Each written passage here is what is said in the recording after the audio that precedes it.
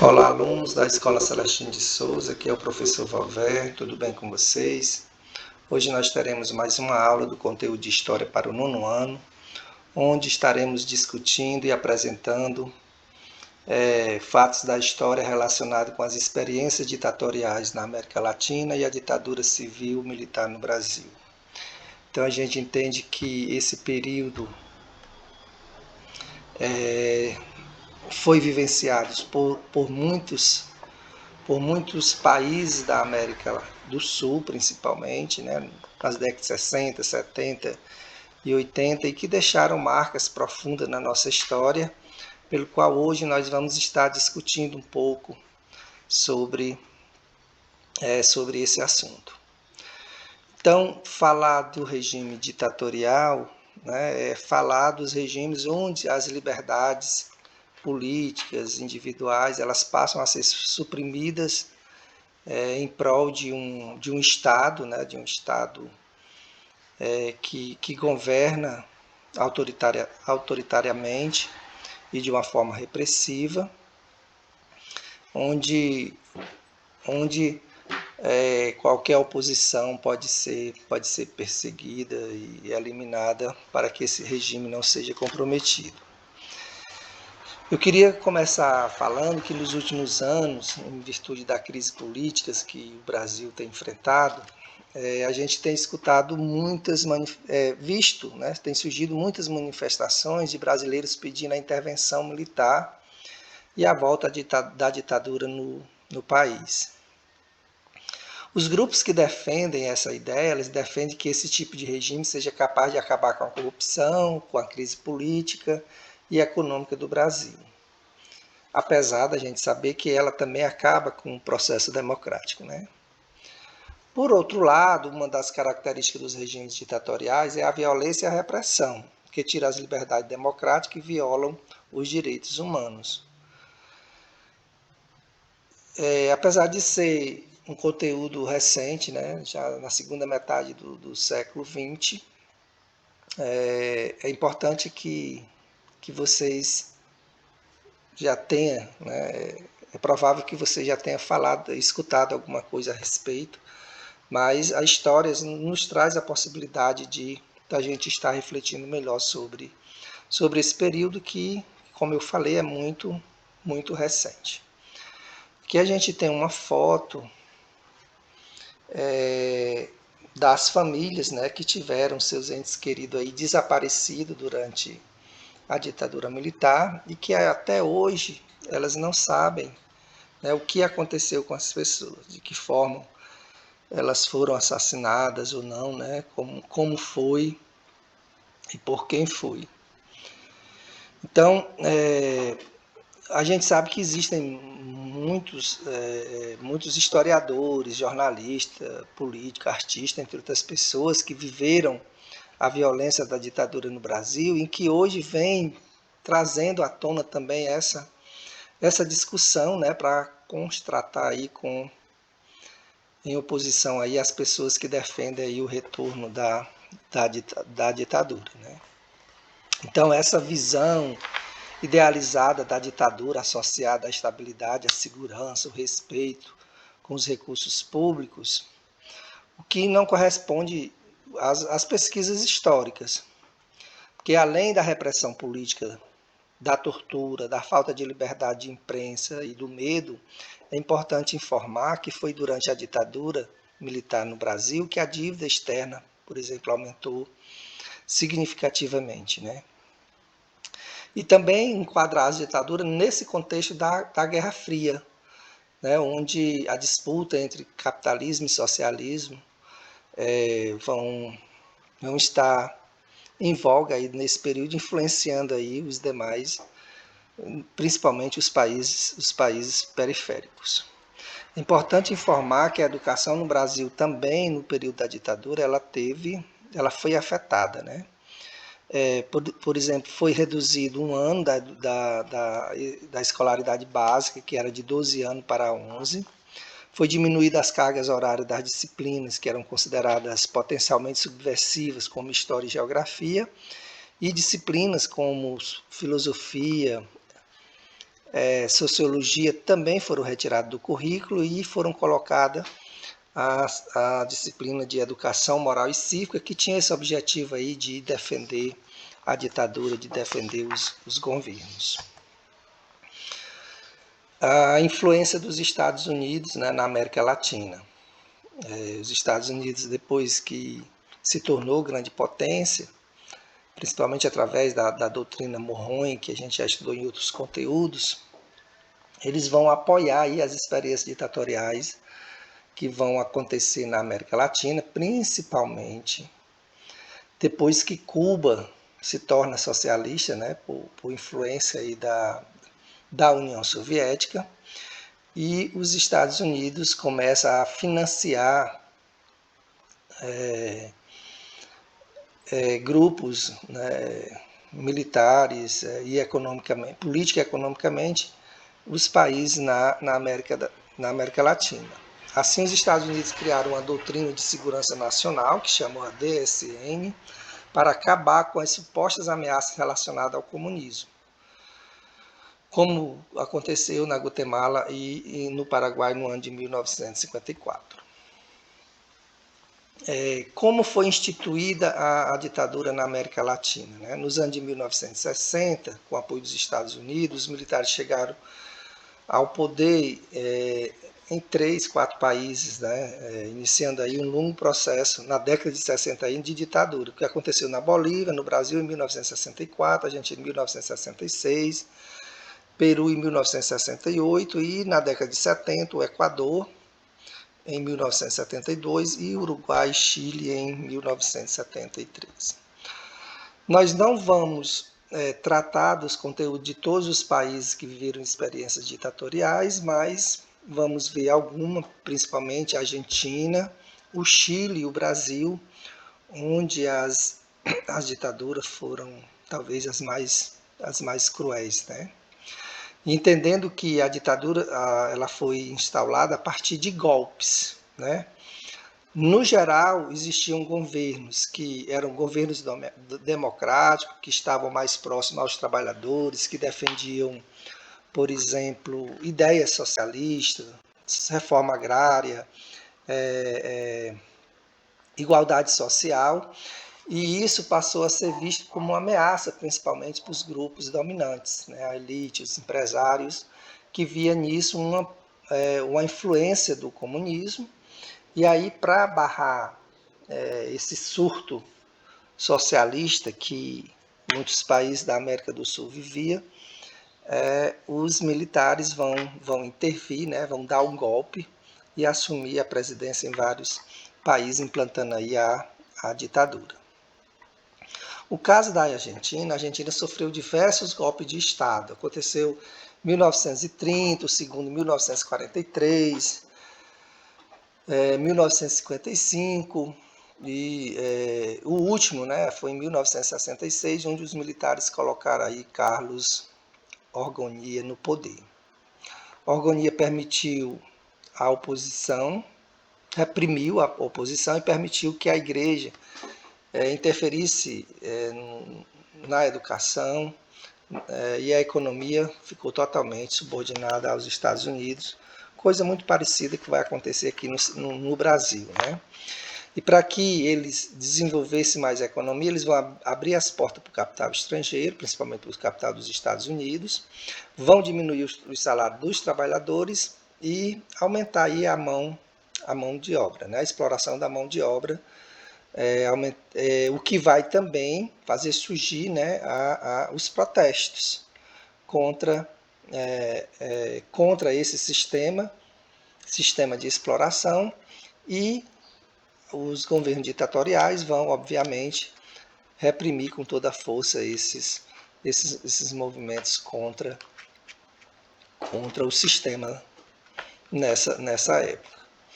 Nos anos de 1970, a inflação crescia, os salários perdiam seu poder de compra e as manifestações políticas agitavam a Argentina naquela época, né? Uma época em que Perón estava exilado na Espanha e articulou seu retorno ao poder no seu país. Os aliados de Perón vencem as eleições de 1973, ele retorna, né? Ele retorna e assume o poder, certo? E aí, como ele veio a falecer, acabou que a sua esposa, a Maria Estela Perón, conhecida também como Isabelita, assume o poder, né, a sucessão, porém vai ser um governo de grande instabilidade política, o que vai facilitar aí para que os militares em 1976, comandado aí por Jorge Rafael Videla, depõem Isabelita e instauram a ditadura que durou aí até 1983. A ditadura da Argentina foi marcada por extrema violência. Calcula-se que cerca de 30 mil pessoas foram mortas por esse regime militar. A gente sabe que, apesar de toda a repressão, todos os países que passaram por ditadura, eles vão também resistir a essa ditadura, né? E na Argentina também não foi diferente, né? Os militares vão assumir o poder alegando que vão acabar com a corrupção, qualquer tipo de atividade, e combater todo tipo de atividade que era considerada subversiva, ou seja, que fosse contrária às ideias do governo. Então, milhares de estudantes, políticos, guerrilheiros, artistas, intelectuais e operários foram perseguidos, presos e torturados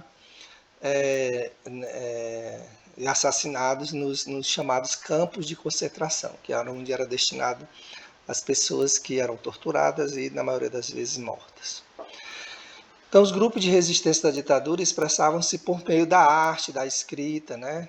A angústia da situação dramática em que o país viveu. Foi criado um movimento chamado As Mães da Praça de Maio, que foi formado por mães familiares que se reúnem até hoje para saberem notícias dos seus filhos desaparecidos. A Argentina vive um fato interessante, é que muitas pessoas perseguidas, tipo casais que tinham crianças pequenas, né, menores, elas eram assassinadas e os militares adotavam essas crianças, né? E após 20, 30 anos, muitas dessas crianças acabaram descobrindo que os seus pais, que eles achavam que eram os pais, foram os assassinos dos pais biológicos, né? Então isso traz um trauma, traz um problema muito grande para essas pessoas que descobrem que seus pais biológicos foram mortos pelos seus pais adotivos, né? O Chile, né? O Chile vai ser considerado aí, né, uma ditadura extremamente sangrenta, que aconteceu de 73 a 89. E antes do golpe militar, o presidente da época, o Salvador Allende, ele foi eleito por uma frente democrática, socialista e comunista, e ele fez algumas medidas, né, importantes, que foi a nacionalização das minas de cobre, né, estatizou aí o sistema financeiro e promoveu a reforma agrária e educacional no país.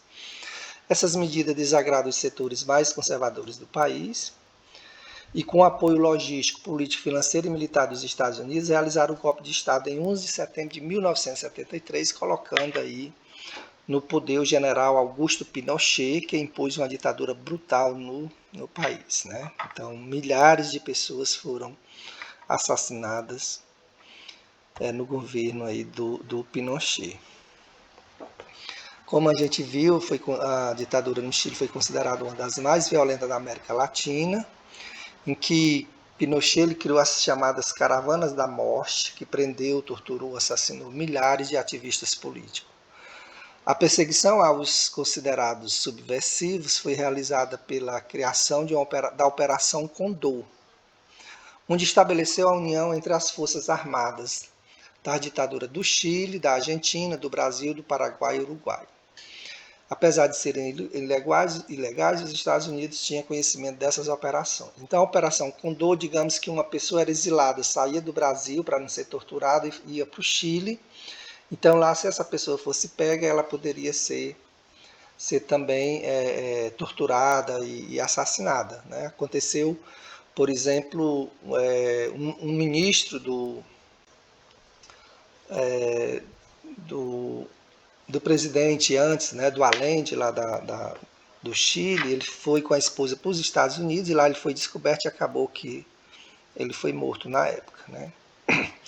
Assim como nos outros países da América Latina que viviam sob regime de ditadura, no Chile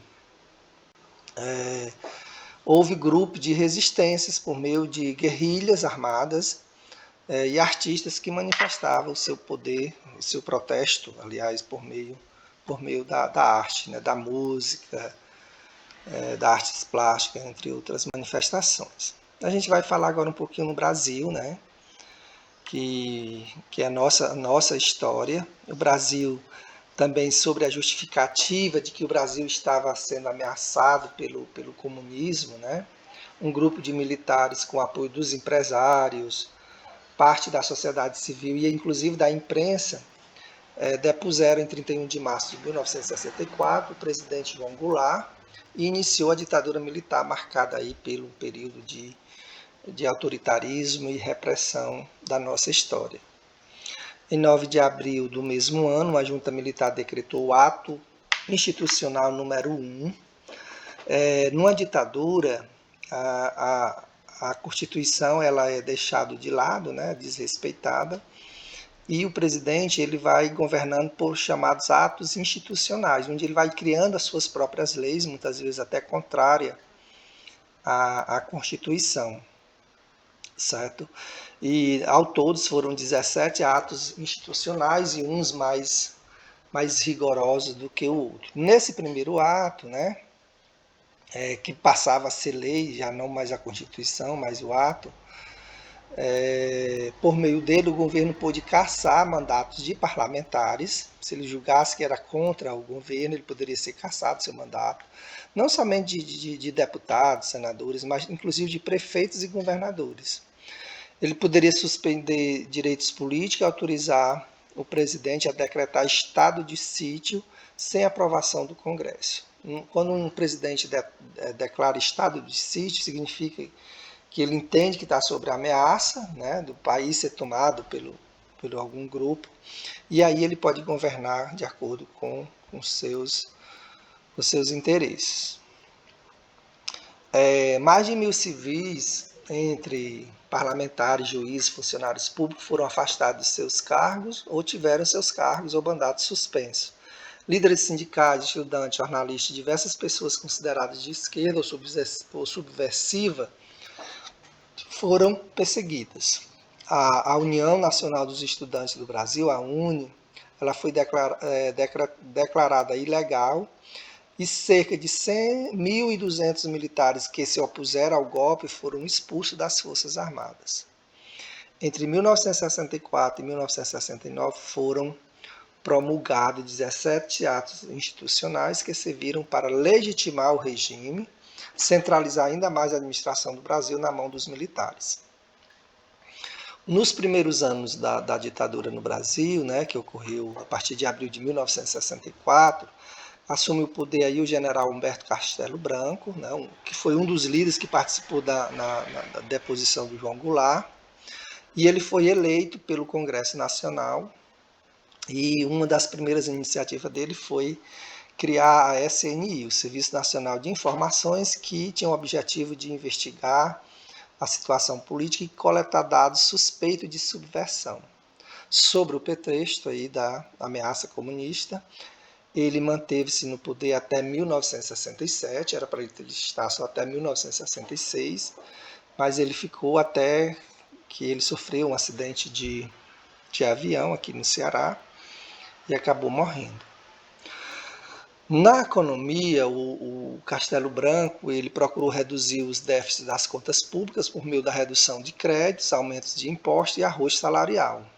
Os Estados Unidos chegaram a prestar auxílio político, econômico e militar no Brasil, visando aí evitar o fortalecimento das ideias socialistas no país e também introduzir aqui, né, o mercado, as empresas multinacionais, né, vindas dos Estados Unidos para instalar aqui no Brasil. A ditadura ela vai se fortalecendo na medida em que ela vai acontecendo. Porém, em 1965, nas eleições estaduais, a oposição teve um grande número de eleitos. E aí, o Castelo Branco ele criou o Ato Institucional número 2, que estabeleceu eleições indiretas para a presidência, ou seja, o povo não poderia votar, só os parlamentares. E ele ainda podia intervir nos estados, né? Não só na esfera federal, mas também estadual, como demitir funcionários civis, militares, baixar decreto-lei, instituir partidos políticos.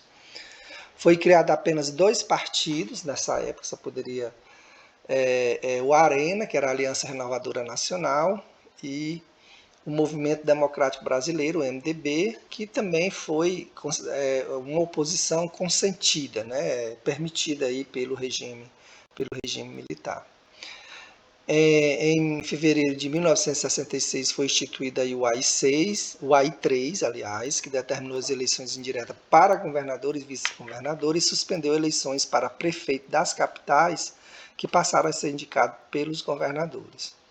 Em dezembro do mesmo ano, Castelo Branco editou o AI-5, que convocou o Congresso Nacional para discutir e votar um projeto de uma nova Constituição para o país. Um mês depois, essa Constituição foi promulgada, atendendo aí os interesses da ditadura.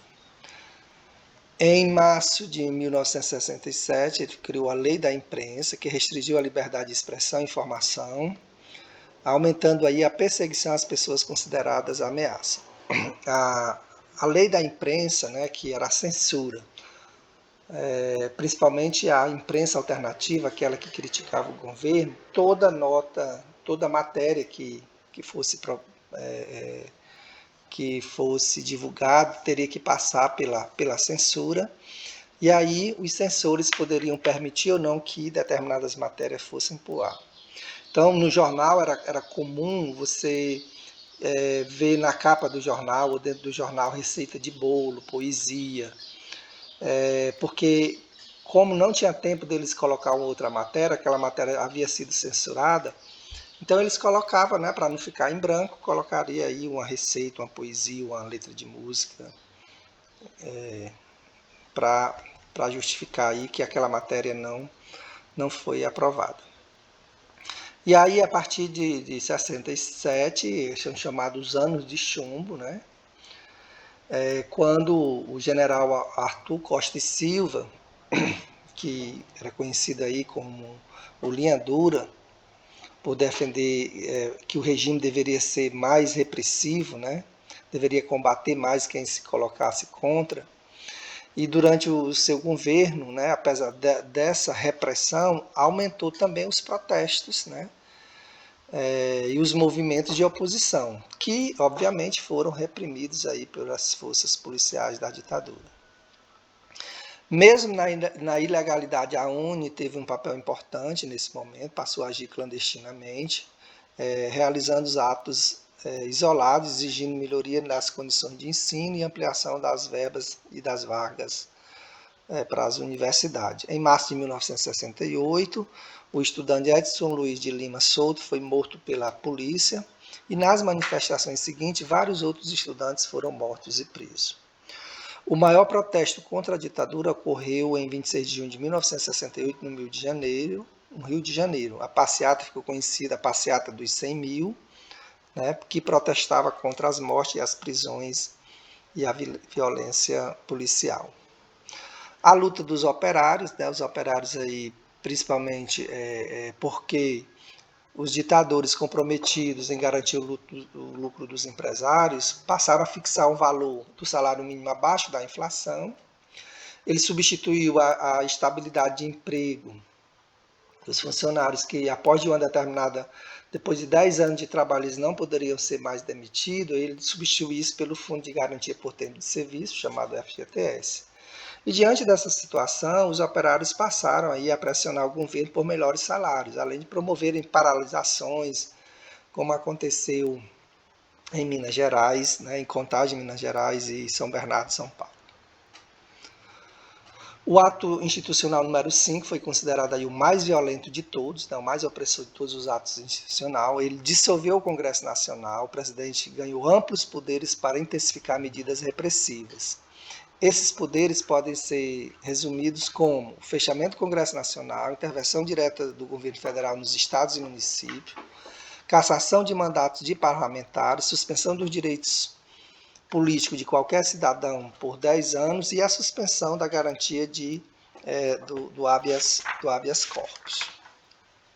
Surgiram nesse período aí também oposições armadas, alguns grupos acharam que a ditadura ela só terminaria se houvesse um confronto direto através da luta armada, e aí eles surgiram principalmente devido ao autoritarismo, né, e a repressão pelo AI-5. E aí a gente tem alguns grupos que surgiram, né, nesse período. A guerrilha do Araguaia, de 1967, que atuou aí nas regiões do Pará, Maranhão, Goiás e Tocantins, né, atualmente Tocantins. E a pretensão aí era fazer uma revolução socialista aí aos modos do que aconteceu em Cuba. A gente tem o VPR, a Vanguarda Popular Revolucionária, que era formada aí por ex-capitães do Exército, o conhecido aí o Carlos Lamarca, e eles defendiam a ação armada aí, e uma outra parte, né, era contra a luta armada, e acabou que o movimento foi dividido, enfraquecendo aí. Aí surgiu dessa divisão a Ação Libertadora Nacional, a ALN, criada em 68, que foram aí as pessoas que se dividiram do PCB, né, o Partido Comunista do Brasil, como aí a gente está aí o Carlos Marighella, que foi também assassinado durante a repressão. E ainda tem um movimento, o MR8, chamado Movimento Revolucionário 8 de Outubro, criado por membros que se desligaram do PCB e, junto com a ALN, participaram de sequestro de embaixadores dos Estados Unidos e também da Rússia, também um outro embaixador da Alemanha, né, que eles sequestravam essas pessoas para trocarem aí por presos políticos. O auge da repressão, ela vai acontecer no final da década de 60, né, quando o general Emílio Garrastazu Medici institucionalizou a Operação Bandeirante para fortalecer a repressão e eliminar os focos guerrilheiros. Além disso, foi criado o Destacamento de Operações e Informações, Centro de Defesa de Operações de Defesa Interna, conhecido como DOI-CODE, né, que era um órgão da ditadura que torturava, que matava as pessoas suspeitas aí de ser contra o governo. Aconteceu o chamado milagre econômico. Nessa época, o Brasil teve um impulso econômico, principalmente com a entrada do capital estrangeiro no Brasil, né, das empresas norte-americanas, principalmente. Houve uma redução do salário, houve empréstimo às empresas privadas, então, principalmente a classe média alta e a elite brasileira foi beneficiada, o que promoveu um crescimento do PIB, significativo, né, em 1973 de 13%, mas foi nesse período em que a dívida externa aumentou muito, né, os empréstimos feitos aí aos países estrangeiros. É bom dizer que a maioria das pessoas a miséria aumentou. Nesse período também o governo investiu muito na propaganda, né? Ideias como esse país que vai para frente, ninguém segura esse país, o Brasil ama eu deixo, procurava associar a crítica ao regime e a falta de amor ao país. Em 1970 o Brasil foi tricampeonato da Copa do Mundo e também isso foi utilizado como propaganda para incentivar aí o patriotismo, né? Então, no final da década de 70 e início de 80, começa o processo de abertura com o presidente Ernesto Geisel. Depois, o último presidente aí, o João Batista Figueiredo, vai vai promover aí a lei da anistia, que vai permitir que as pessoas que fugiram do Brasil para não serem torturadas ou presas ou mortas pelo regime militar pudessem retornar ao Brasil, certo? Tem aí a atividade de vocês.